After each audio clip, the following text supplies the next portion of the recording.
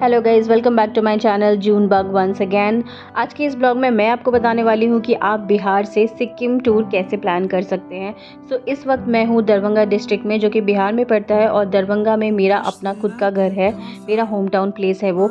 यहाँ से मुझे सिक्किम जाना है। तो दरभंगा में आप जहाँ पे भी रहते हैं वहाँ से आप दिल्ली मोड़ बस स्टैंड के लिए अपने लिए ई रिक्शा या ऑटो बुक कर लीजिए, जिसका किराया आपको 50 रुपये और ऑटो का अगर प्राइवेट करते हैं तो 200 रुपये के अप्रॉक्स पड़ेगा। और 8 किलोमीटर का डिस्टेंस पड़ा है ये मुझे मेरी लोकेशन से।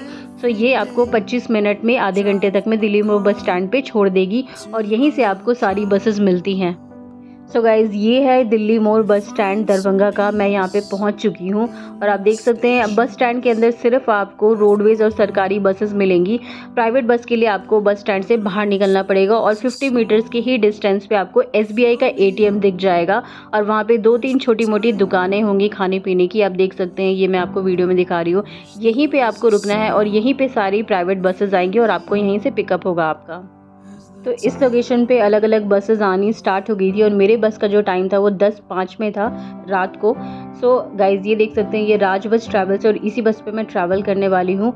सिक्किम जाने के लिए मैंने अपने लिए बस बुक करी है फ्रॉम दरभंगा टू सिलीगुड़ी, जो कि वेस्ट बंगाल में पड़ता है।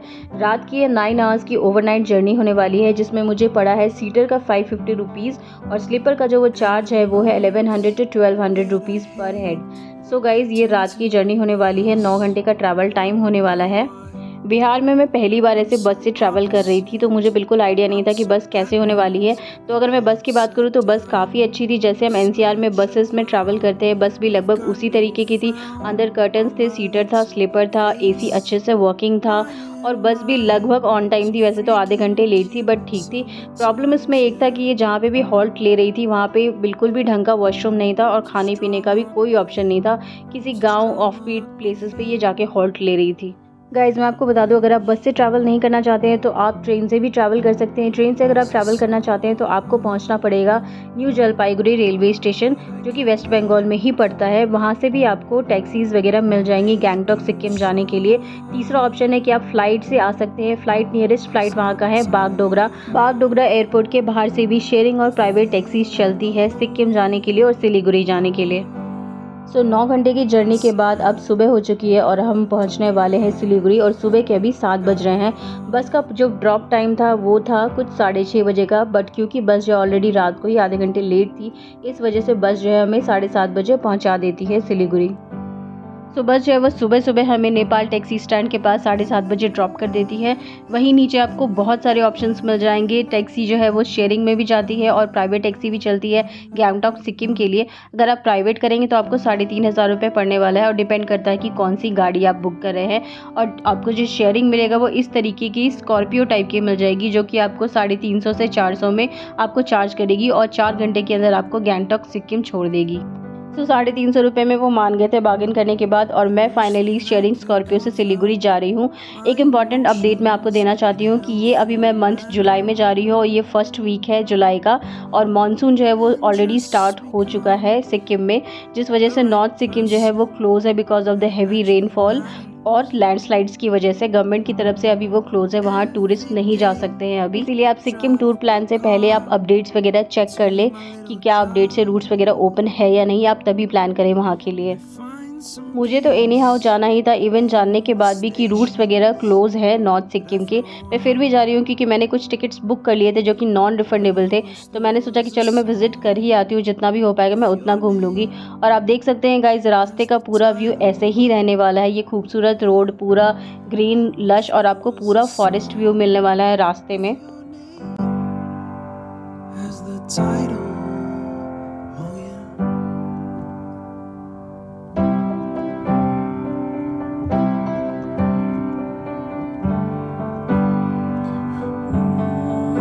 बीच बीच में बहुत सी जगह पे बारिश जो है वो स्टार्ट हो गई थी। आप देख सकते हैं पूरी बारिश हो रही है रास्ते में।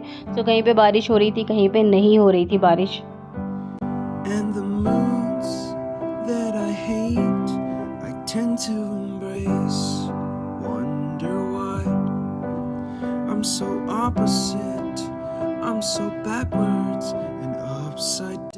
गाइज, ये है यहाँ का तिस्ता रिवर, जो आप जब भी सिलीगुड़ी जाएंगे या पूरे वेस्ट बंगाल में आप जहाँ जहाँ जाएंगे ये आपके साथ साथ ही पूरे रास्ते पर फ्लो करता रहेगा।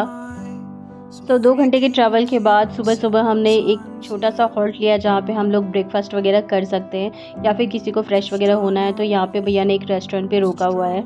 इस वक़्त यहाँ पे तो बारिश नहीं हो रही थी और यहाँ पे काफ़ी अच्छा-सा एक रेस्टोरेंट था अंदर में, जहाँ पे आपको नेपाली थाली और बहुत सारे चाइनीज़ तिब्बत ऑप्शन मिल जाएँगे खाने के लिए। तो मैंने अपने लिए यहाँ पे मोमोज़ ऑर्डर किए थे जो मुझे फुल प्लेट्स कुछ 80 रुपीज़ का पड़ा था। सो गाइज़ ब्रेकफ़ास्ट करने के बाद जो है भैया वापस से ड्राइविंग स्टार्ट कर देते हैं और फिर से यहाँ पे बीच में कहीं बारिश होनी स्टार्ट हो जाती है और ये अब तीस्ता रिवर देख रहे हैं, हम ऑलमोस्ट पहुँचने वाले हैं सिक्किम में।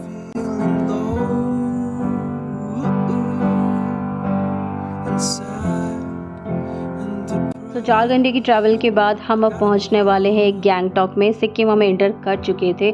सो गाइज़ ये है यहाँ का देओराली टैक्सी स्टैंड और यहीं से आपको सिक्किम जाने के लिए रिटर्न में भी बसेस और टैक्सी मिलेंगी। देओराली टैक्सी स्टैंड से आप एमजी मार्ग के लिए बिल्कुल भी टैक्सी बुक ना करें। एमजी मार्ग यहाँ से सिर्फ 2.5 किलोमीटर है और इसके लिए वो आपको 400 रुपये चार्ज करेगी। सो बेटर है आप वहीं से जो है 50 मीटर्स वॉक कर सकते हैं बाहर मेन रोड की तरफ। वहाँ पे आपको शेयरिंग टैक्सी और शेयरिंग बस दोनों का ऑप्शन मिल जाएगा। यहाँ पे भी आपको केयरफुल रहने की ज़रूरत है क्योंकि अगर उन्होंने देख लिया कि आप टूरिस्ट हो तो यहाँ पे भी शेयरिंग में वो आपसे 200 रुपये चार्ज कर सकते हैं, 200 से 250 रुपये। बट एक्चुअल किराया वहाँ का सिर्फ 30 रुपये है। जो लोकल्स है वो यहाँ तक जाने का सिर्फ 30 रुपये पे करते हैं और ये लोग टूरिस्ट से 200 रुपये ले लेते हैं सिर्फ 2.5 किलोमीटर का। आप वहाँ का किराया किसी लोकल से भी पूछ सकते हैं, बजाय कि किसी टैक्सी स्टैंड या किसी ड्राइवर से पूछे। आप किसी लोकल से रेट पता करके उसके बाद अपने लिए टैक्सी या बस बुक करके जा सकते हैं एमजी मार्ग। सो गाइज़ ये जो आप ऊपर बोर्ड देख रहे हैं यहाँ पे वेलकम टू सिक्किम लिखा हुआ है और बस यहीं से 50 मीटर वॉकिंग डिस्टेंस पे है हमारा एमजी मार्ग। एमजी मार्ग पहुँचने के बाद सबसे पहले मैं अपने होटल में चेक इन करती हूँ क्योंकि मैं बहुत थक गई थी। 2 घंटे सोने के बाद मैं शाम को वापस आती हूँ और पूरा क्लाउडी सा वेदर हो रखा है। आप देख सकते हो ये एमजी रोड का सबसे पहला व्यू है जो मैंने देखा। सो आगे फ्लैग लगा रहता है इंडिया का और पीछे जो है आपको गांधी जी का स्टैचू रहता है।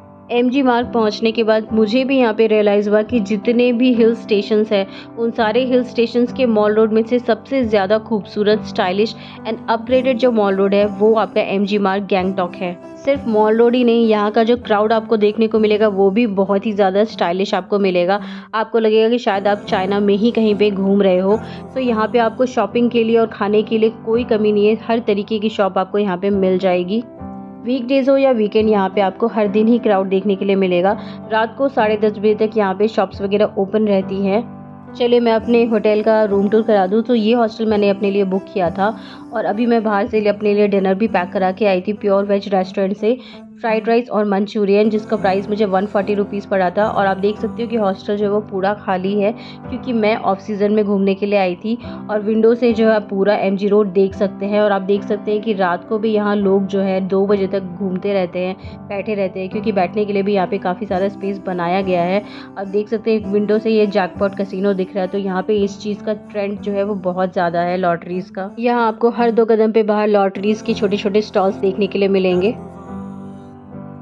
सो गाइज़ ये है मेरा डे 2 और मैं बाहर सुबह निकल जाती हूँ ब्रेकफास्ट करने के लिए। अभी सुबह का टाइम है, कुछ 6:30 बज रहे हैं सुबह और सारी दुकानें जो इस टाइम पे बंद है। सो मैं यहाँ से जो है लाल बाज़ार जा रही हूँ जो कि यहाँ से वॉकेबल डिस्टेंस पे है, सिर्फ 100 मीटर के डिस्टेंस पे है। मैं नेक्स्ट ब्लॉग में उसका आपको रास्ता बताऊँगी कि आप वहाँ तक कैसे जा सकते हैं। वहाँ पे काफ़ी सारे ऑप्शन है खाने पीने के और वो काफ़ी चीपेस्ट मार्केट भी है। एमजी मार्ग में ही आपको नॉर्थ सिक्किम घूमने के लिए, ईस्ट सिक्किम घूमने के लिए और लोकल साइट सीइंग घूमने के लिए आपको यहीं से टूर एजेंट्स वगैरह मिल जाएंगे, उसके ऑफिसेज़ वगैरह मिल जाएंगे और प्राइस आपको वहाँ पे मेंशन होगा। तो आप वहाँ पे कंसल्ट करके अपने लिए टैक्सीज़ वगैरह पैकेज के थ्रू बुक कर सकते हैं। अगर मैं फूड ऑप्शंस की बात करूँ तो यहाँ पे अनलिमिटेड फूड ऑप्शंस है, कैफ़ेज़ है, रेस्टोरेंट है, स्टॉल्स है, सब कुछ है यहाँ पे। और हम सिक्किम में हैं तो यहाँ पे जो है नॉनवेज ज़्यादा खाया जाता है। उसके बावजूद भी यहाँ पे आपको बहुत सारे प्योर वेज रेस्टोरेंट आउटलेट्स भी मिल जाएंगे जहाँ पे आप प्योर वेजिटेरियन खाना खा सकते हैं। अगर आप एमजी मार्ग पे खाते हैं तो ऑफ कोर्स आपको जो फूड का प्राइस है वो थोड़ा सा कॉस्टली लगेगा। अगर आपको चीपेस्ट में खाना खाना है तो आपको यहाँ से लाल बाज़ार जाना पड़ेगा। वहाँ पे काफ़ी सारे छोटे छोटे आउटलेट्स हैं जहाँ पे आप खा सकते हैं काफ़ी चीप प्राइस में, अफोर्डेबल प्राइस में। यहाँ की नेपाली थाली जो कि पर्क थाली होती है वो बहुत ज़्यादा फेमस है। जो टूरिस्ट आते हैं और जो यहाँ के लोकल्स होते हैं वो सबसे ज़्यादा प्रेफर करते हैं नेपाली पर्क थाली। वेजिटेरियन थाली भी यहाँ पर मिलती है, नॉर्थ फूड भी यहाँ पर आपको मिल जाएगा और चाइनीज़ फूड, तिब्बत फूड भी आपको यहाँ पर मिल जाएगा। टाफिंग वगैरह यहाँ पे मिल जाते हैं, बहुत अच्छे अच्छे तरीके के मोमोज़ यहाँ पे बहुत वेराइटीज़ के मिलते हैं। और स्ट्रीट फूड में यहाँ पे 2 चीज़ें बहुत ज़्यादा फेमस है, एक तो यहाँ के गोलगप्पे और एक यहाँ पे एक गीलो चटपटे टाइप का होता है जो कि नेपाली नाम है। यहाँ पे उसे कुछ चूड़ा करके बोलते हैं, वो मैं आपको नेक्स्ट वीडियो में दिखाऊंगी। ये 2 स्ट्रीट फूड यहाँ के बहुत ज़्यादा फेमस है। बाकी एमजी रोड पे पूरे ब्रांड्स वगैरह भी है, अगर आप शॉपिंग करना चाहते हैं, कॉस्मेटिक्स भी है, आपको मैग्नेट्स वगैरह भी मिल जाएंगे, काफ़ी चीज़ें आपको मिल जाएंगी शॉपिंग के लिए यहाँ पे। सिक्किम को यूं ही इतना खूबसूरत नहीं माना जाता, ये सच में सामने से काफ़ी ज़्यादा खूबसूरत है।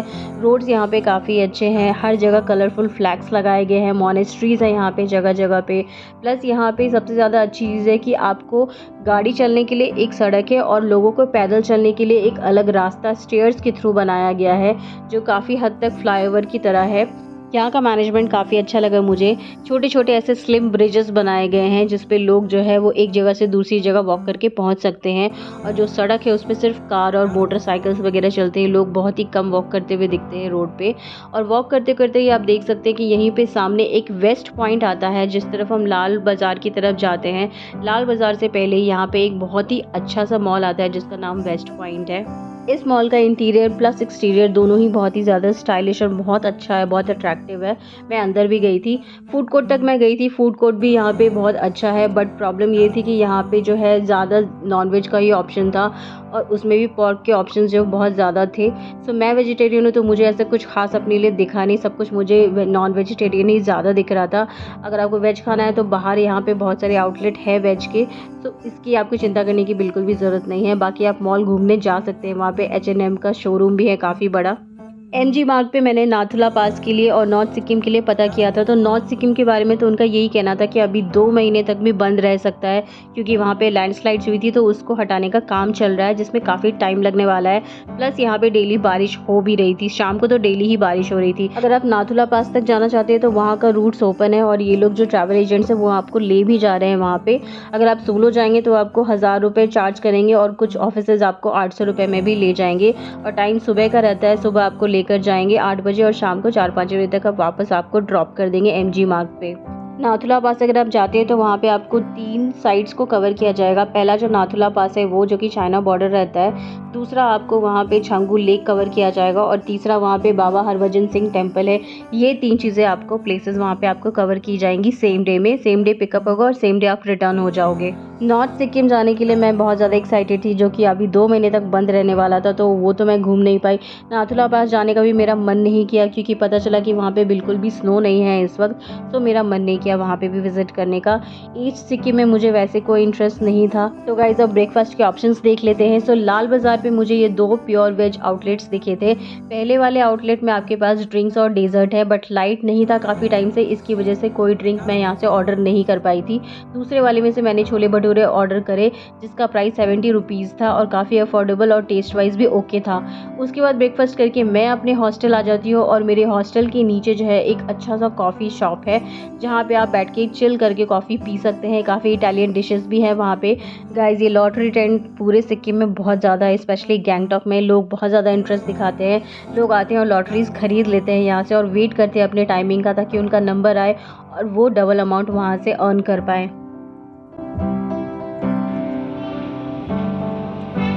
सब तो ये सारे टिकट का अलग अलग प्राइस है ना। गाइज एक बहुत ही इंपॉर्टेंट बात बता दूं कि जब आप रिटर्न जाएंगे गैंगटॉक से सिलीगुड़ी, तो ज़रूरी नहीं है कि आपका सेम रूट होने वाला है या सेम प्राइस होने वाला है। जैसे कि आते वक्त मैंने 350 रुपये दिए थे, लेकिन जाते वक्त हम सबको 800 रुपये पर हेड देना पड़ा था, क्योंकि रास्ता जो है वो बंद था।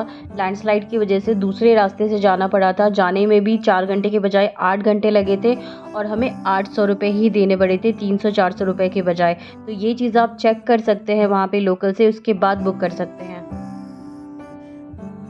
सो गाइज़ ये था मेरा डे 2, और नेक्स्ट ब्लॉग में मैं आपको लाल बाज़ार और वहाँ के ऑर्गेनिक मार्केट्स के बारे में बताऊंगी। तो ये ब्लॉग मेरा होता है यहीं पे एंड। आपको ये ब्लॉग कैसा लगा आप मुझे ज़रूर बताएं। Thank you so much guys for watching this video. अगर आपको ये ब्लॉग अच्छा लगा तो आप ज़रूर कमेंट में बताएं। See you in the next blog. तब तक के लिए take care and bye bye.